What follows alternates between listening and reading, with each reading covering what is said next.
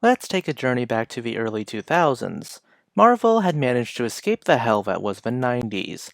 While I cannot get into the weeds of what happened during the 90s, Marvel ended up at the brink of utter implosion through bankruptcy. I'm linking sfdebris' series on how this came to be.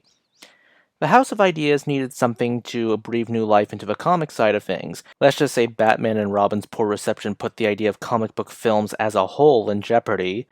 And considering Marvel sold the rights to multiple characters such as Spider-Man and X-Men to Sony and Fox respectively, we have some issues with the idea of no more superhero comic films.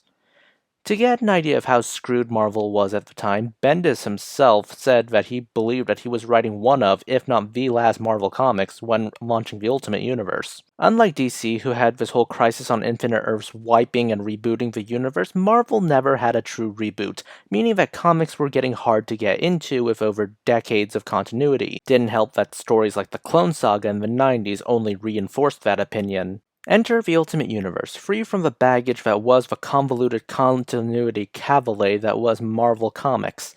Fresh stories and reimagining of stories could now be achieved without the decades of baggage.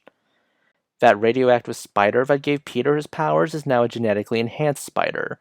That shot Fantastic Four piloted was no longer a moon mission. It was now a teleporter, which inspired the teleporter of Fant Four Stick. Yes, Ultimate Marvel inspired that terrible movie. Though the Ultimate Universe was not without its detractors. For example, some fans did not like the darker and edgier aesthetic of the Ultimate Universe. I myself disliked the adaptational villainy of basically the entirety of the X-Men. I'm with Old Spidey on this one. Oh, and the context of his panel was Ultimate Jean swapping Ultimate Peter's mind with Ultimate Wolverine. Yikes. Nobody wants that creepy murder machine's mind in your body. I guess this is as good a time as ever to talk about the Ultimate Spider-Man comics. In terms of reception, I say Ultimate Spider-Man was probably the best received of all the books, and I say it holds up today. I've said before that Bendis is at his best when it comes to street-level superheroes, and why not headline the street-level superhero webhead himself?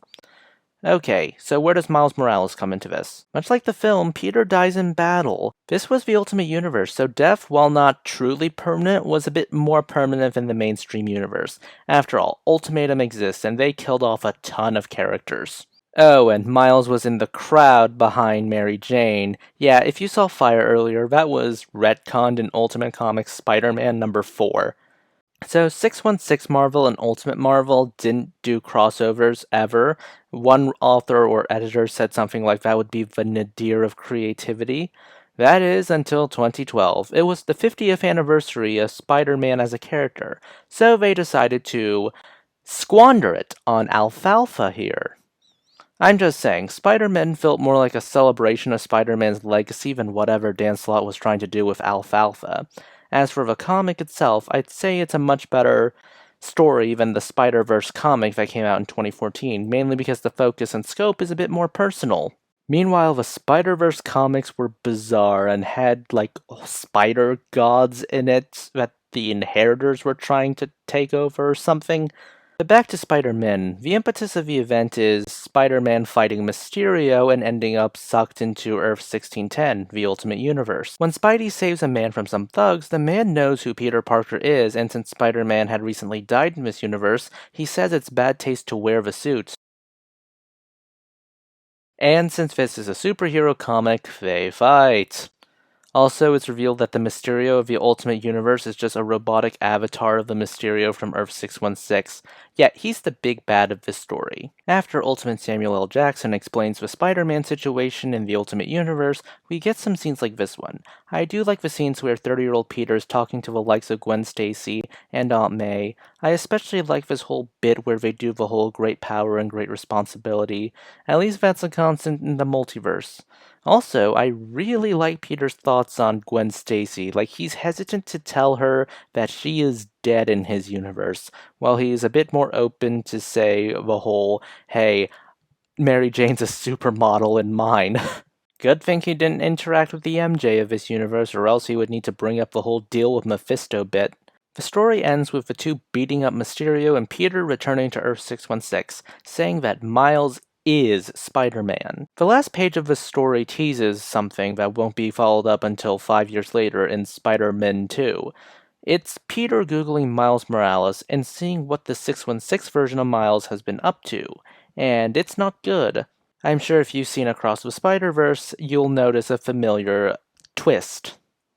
The story of Spider-Man is a nice tale of two Spider-Men meeting. I've always liked when a character meets an alternate version of people they know. There's always a sense of dread if that character's evil, or if a situation can bring about good character interaction since there is a sense of familiarity with them.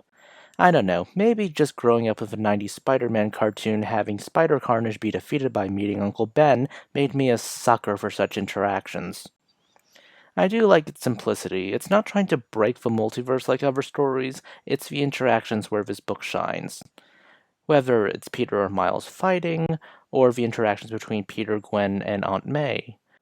Though I will say this is a very Peter-centric story. It's framed as Peter being a fish out of water in this ultimate world that is both familiar and different. He's doing all the interacting, and it is through his lens where we perceive the ultimate universe.